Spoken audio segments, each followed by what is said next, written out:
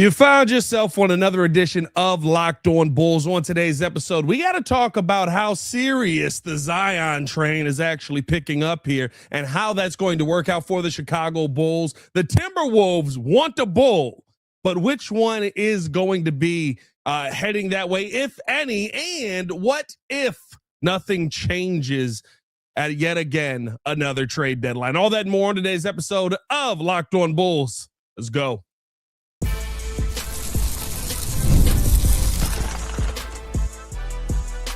You are Locked On Bulls, your daily Chicago Bulls podcast. Part of the Locked On Podcast Network, your team every day. Thank you for tuning in to Locked On Bulls, member of the Locked On Podcast Networks, the #1 sports podcast network in the world. I am Pat, the designer, host of the Windy City Breeze and host of the Chicago Bears podcast. Make sure to tap in with everything that we have going on. Today's episode is brought to you by nobody, so we can jump straight into this as we heard yesterday reports that the Zion Williamson trade scenarios are getting a little bit more serious. And I thought that it was very interesting yesterday. During the game, Zion Williamson gets pulled off of the floor. Apparently, he was dealing with illness. And we've seen this before, right? Where a player is dealing with illness and you kind of go, all right, does that mean that he's actually going to get something done? This comes a little bit after we hear that the Chicago Bulls and the Pelicans are building the framework of a trade around Zion Williamson. And let's look at this from what the Bulls would be getting, what they would possibly be giving up, and how it would actually impact the team in a situation where we haven't seen it very much. Zion Williamson is actually a healthy player. What the Chicago Bulls get back is a very young piece that fits in with your timeline, that you can be very aggressive about going after other pieces around, who does make a sizable contract. Now, here's the thing, though. What is Zion Williamson and Josh Giddey going to look like together? That's a tandem that I think that you want to see. We've seen Zion has that leaping ability back this season, and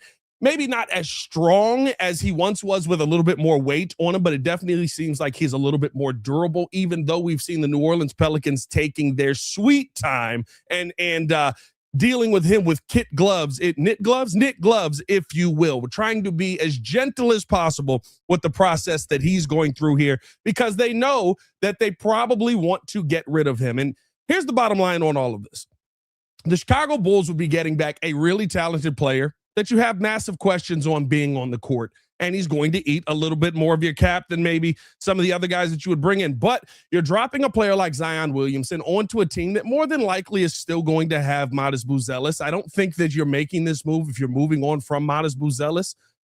So I would assume Modest Buzelis is still on the team. I would assume you're still dealing with I would assume you're still having Josh Giddey on this team.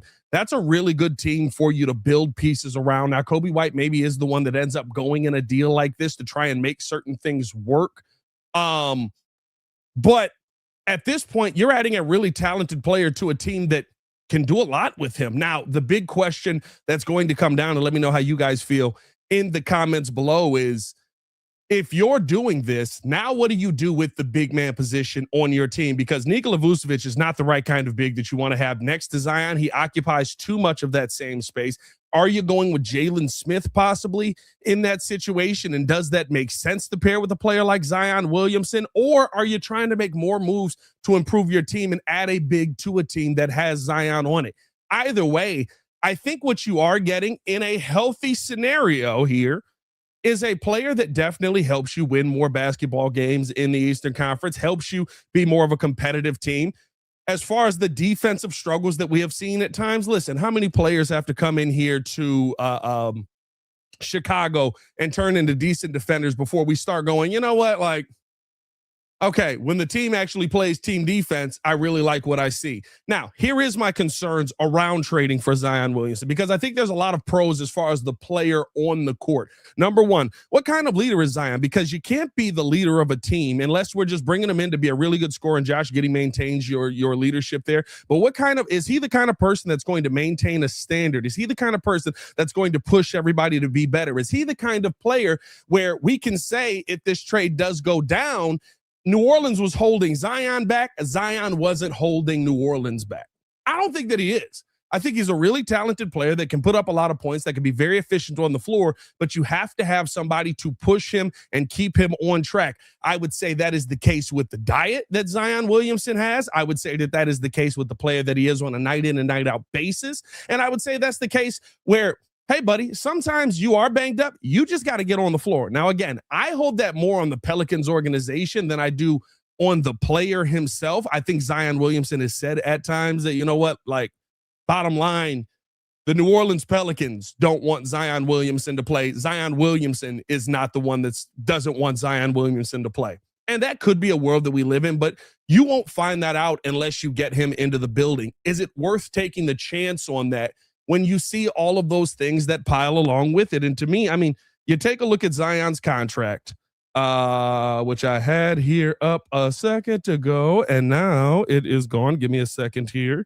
The one part that you do like about it, 5-year, he's a $39 million cap hit at this point, almost a $40 million. He'll be 42 next year. He'll be 44 the year after that. So essentially eating up about 25% of your cap over the next couple of years here.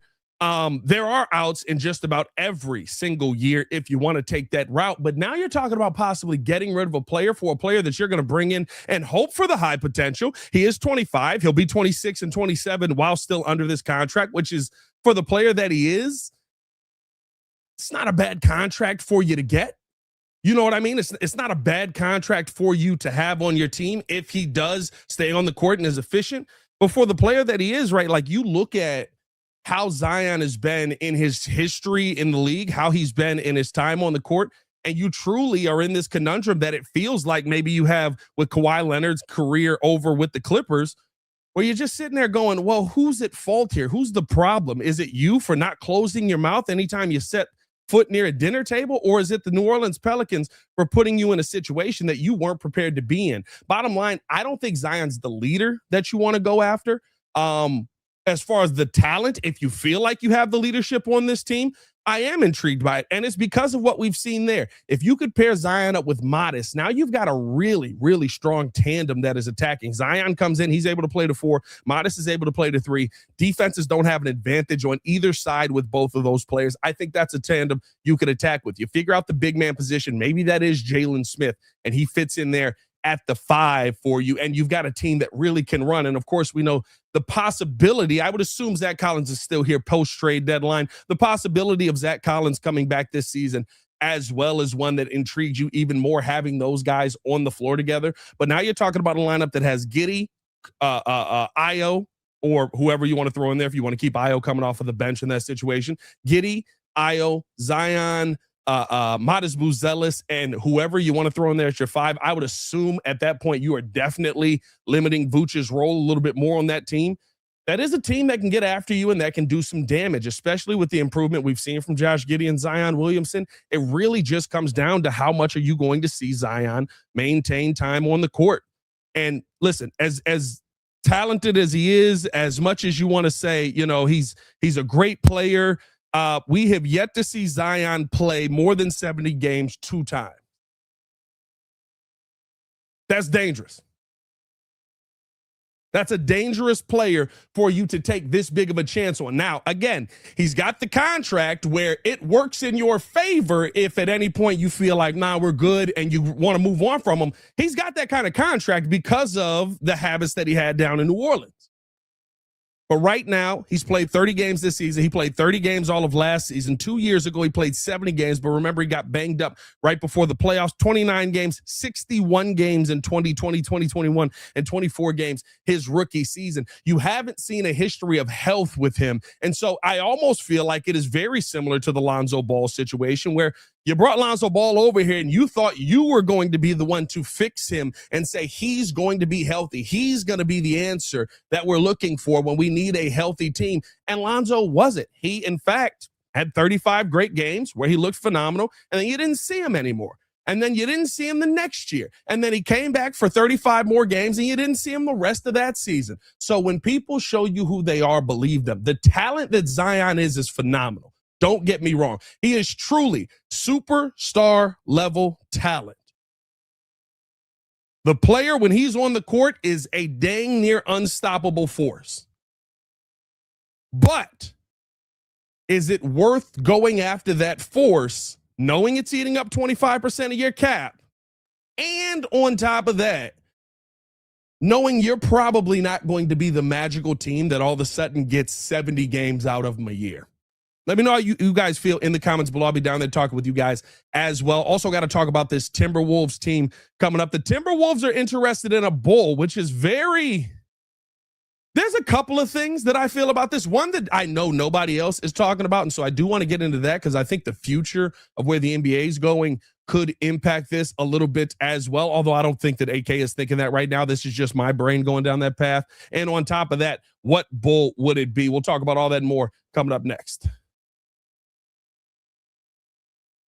But first, we got to tell you guys all about TurboTax. There it is. Tax season doesn't have to take over your life this year. TurboTax is making it easier than ever just to hand things off and move on with your day. With TurboTax full service, you can have your taxes done for you by a trusted local expert start to finish without the stress or the guesswork. Instead of spending hours trying to figure out forms, you can meet with the local TurboTax expert in person and connect online. They handle everything from W-2s to self-employed forms and work to get you every deduction that you can get. You can upload your documents, go about your day, and get updates right in the TurboTax app. It's a huge time saver and gives real peace of mind knowing an expert is handling it. And for a limited time, you can have your taxes done by a TurboTax local expert for just $150 all in. If a TurboTax expert didn't file for you last year, just file by February 28th.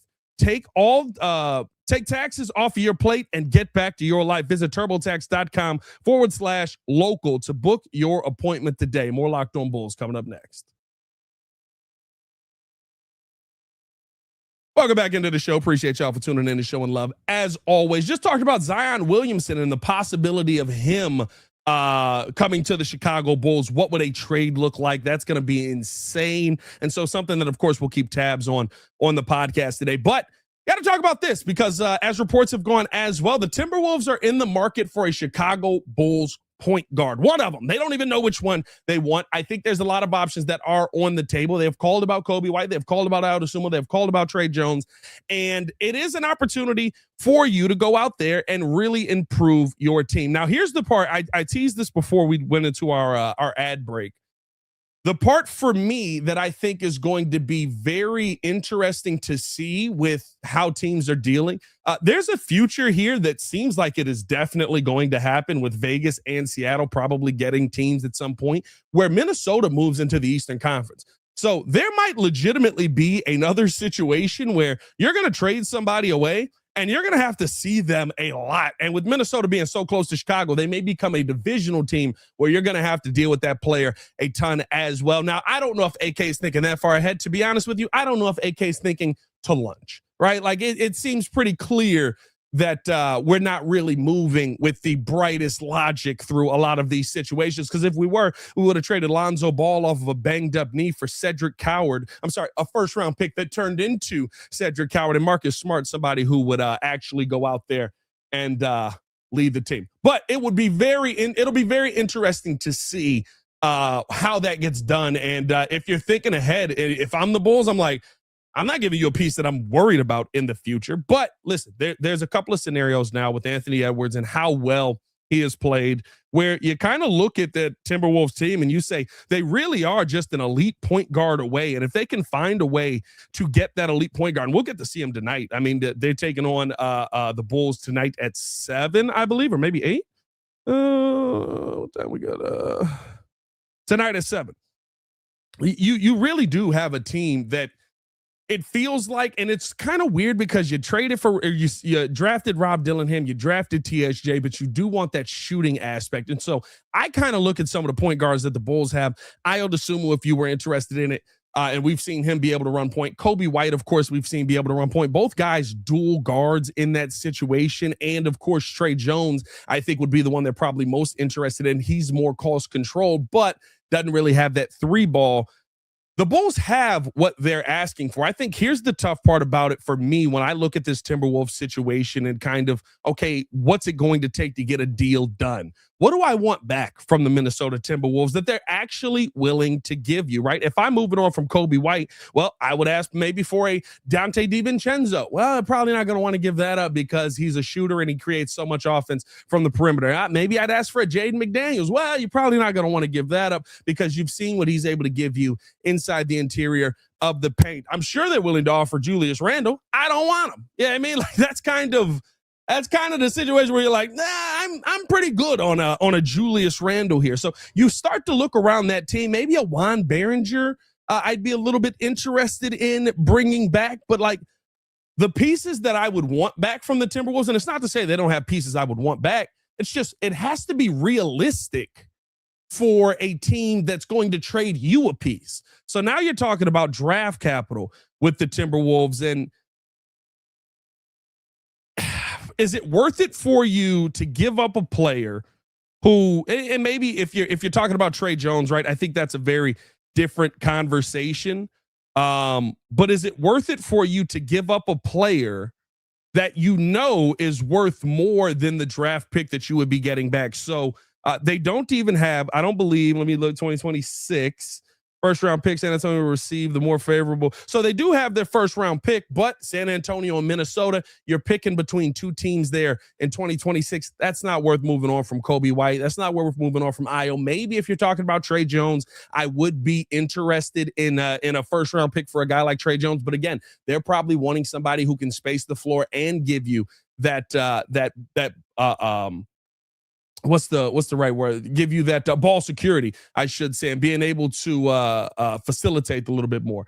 I think you also look at, okay, maybe in 2028, you'd be intrigued by it. They don't have a pick in 2026 in the first round, 2028, 2020, but I don't expect them to fall off, right? So you're talking about giving me a future draft pick for a player that I know can make an impact now for a draft pick that's going to be in the mid to low 20s. I'm not really in on that. I don't think that's worth giving up that piece, especially knowing you've got teams around the league that are willing to offer you better players back. And so when I look at the scenario of the Bulls possibly trading somebody away, Trey Jones is the one that I would be willing to part with. He's the one that I would be a little bit more intrigued by if you're going to move off of him, because now you're getting a little bit more value player to player. But does Trey Jones fit what they're looking to add to the team? We've seen Trey Jones shooting that three ball this year. He's had hot games, but we have not seen that consistency from him. And that has been his issue throughout his career. He's a person that definitely can facilitate the ball. I do think he could be a starter on that Minnesota team. But are you improving yourself to the point where you go, this is exactly what we need to make sure that everything is in place for us to go on a championship run? I just don't see that being the realistic scenario for the Minnesota Timberwolves there. And so again, like when I look at the trade scenarios here, when I look at, what's going to work for both sides, I don't really see a trade in my mind that the Timberwolves make that I look at and go, oh, that's a great trade. I would love to have that back. Like, again, if you're talking the first round pick, I'm a little bit more intrigued in that for Trey Jones, but you still got to make the money work on a player like Trey. He's been re-signed to this team already. He's got a cost-controlled contract, and so you're going to be sending a player back, but does that fit what Minnesota wants? Io and Kobe definitely do, but I don't think you have the value to send me for Io or Kobe, especially with the amount of teams around the league that it seems like are calling now. Will AK take advantage of that? Will AK actually go out there and make the most of those situations? That's a very different conversation.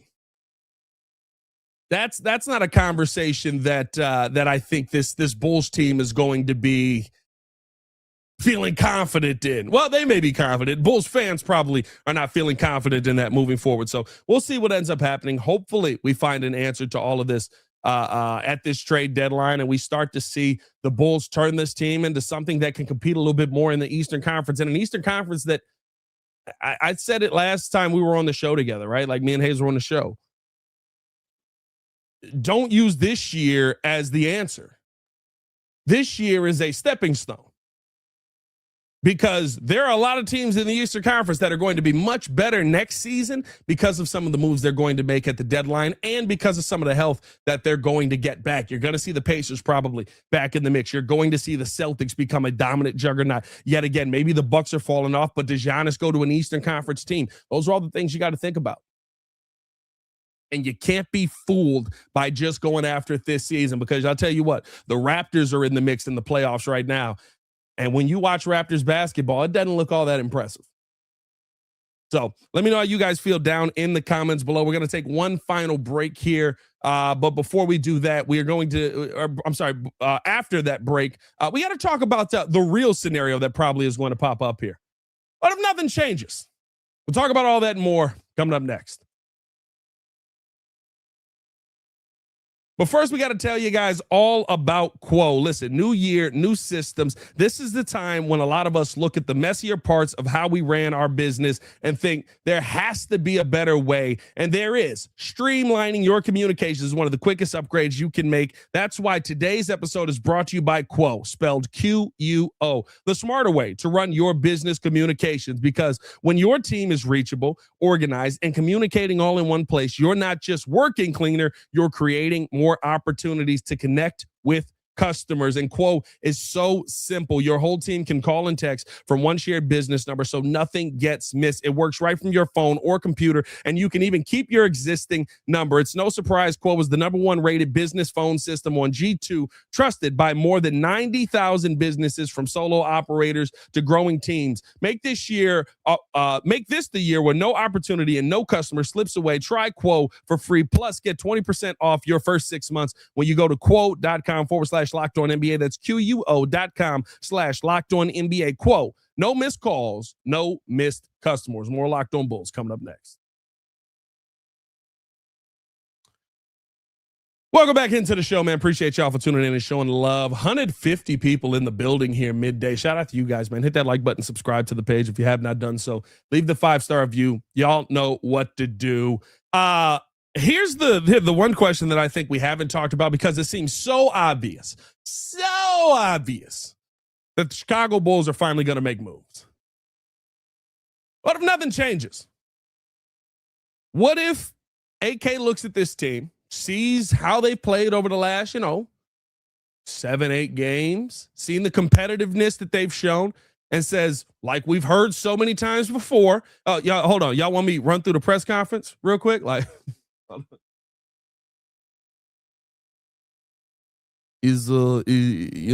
made a lot of calls. We thought, I'm gonna put this up here. We made a lot of calls. We thought that the deals that were on the table did not make us better, and we cannot make moves that don't make us better. Our hope is to bring a championship to Chicago, and for us to be able to do that, we have to continue to build. We'll focus on developing Matis, and our focus, of course, is to get Noah back on the court. We haven't been able to really see what he is, and we have to continue to build with Patrick Williams and see that come to fruition. Was that spot on? Was I pretty on point with that? So now that we know that more than likely that conversation is coming, what kind of situation are the Bulls in?